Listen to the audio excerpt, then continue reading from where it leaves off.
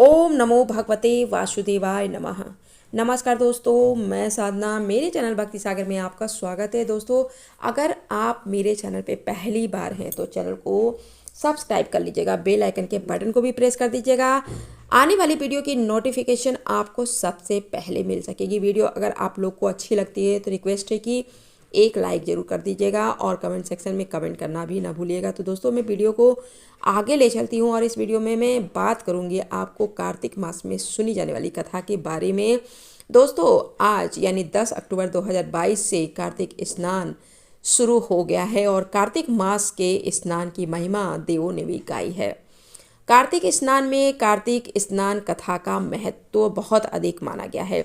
मान्यता है कि कार्तिक मास में कार्तिक स्नान करने से मनुष्य के सारे पाप धुल जाते हैं। साथ ही विष्णु भगवान की कृपा से मनुष्य को मृत्यु के बाद मोक्ष की प्राप्ति होती है। तो चलिए शुरू करते हैं कार्तिक स्नान कथा को। किसी गांव में एक बुढ़िया रहती थी।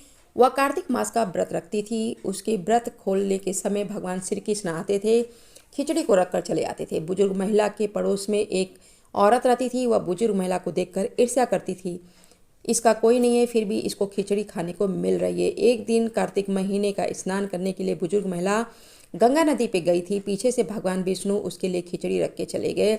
पड़ोसी ने जब खिचड़ी का कटोरा रखा देखा तो वह कटोरा उठाकर घर के पीछे फेंक गई। कार्तिक स्नान के बाद जब बुजुर्ग महिला ने देखा कि आज खिचड़ी का कोई कटोरा नहीं है तो भूखी ही रह गई। पड़ोसी ने जहाँ खिचड़ी गिराई थी वहाँ एक पौधा निकल आया जिसमें 2 फूल खिले थे। और जो है एक बार एक राजा उस नगर से निकला तो उसकी नज़र दोनों फूल पे पड़ गई तो उसे तोड़कर वो घर ले आया। घर आकर उसने वह फूल रानी को दे दिए, जिसे सूंघने पर रानी गर्भवती हो गई। कुछ समय बाद रानी ने दोनों पुत्रों को जन्म दिया। वे दोनों पुत्र जब बड़े हुए तब वह किसी से भी बोलते नहीं थे, लेकिन जब वे दोनों शिकार करने पर जाते थे तो रास्ते में वही बुजुर्ग महिला उनको मिलती थी, जो यही कहती रहती थी कि कहाँ गई मेरी खिचड़ी, कहाँ गया मेरा कटोरा।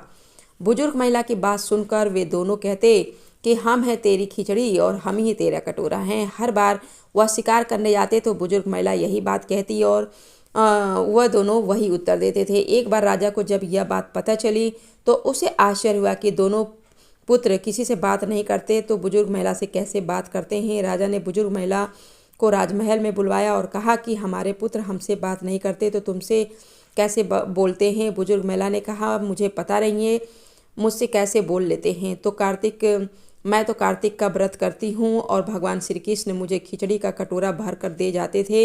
एक दिन मैं कार्तिक स्नान पर वापस आई कार्तिक स्नान से तो मुझे यह खिचड़ी नहीं मिली। जब मैं कहने लगी कि कहाँ गई मेरी खिचड़ी और कहाँ गया मेरा कटोरा, तब इन दोनों लड़कों ने कहा कि तुम्हारी पड़ोसन ने तुम्हारी खिचड़ी फेंक दी थी तो उसके 2 फूल बन गए थे और यह फूल राजा तोड़ कर ले गए।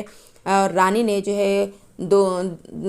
ने जब सूंघा तो 2 पुत्रों को जन्म दिया और हमें भगवान ने तुम्हारे लिए भेजा है। सारी बात सुनकर राजा ने बुजुर्ग महिला को महल में रहने का आदेश दे दिया। और हे कार्तिक महाराज, जैसे आपने बुजुर्ग महिला की बात सुनी वैसे ही आपका व्रत करने वालों की सुनना। ये थी कथा कार्तिक मास की। दोस्तों, वीडियो में इतना ही। धन्यवाद।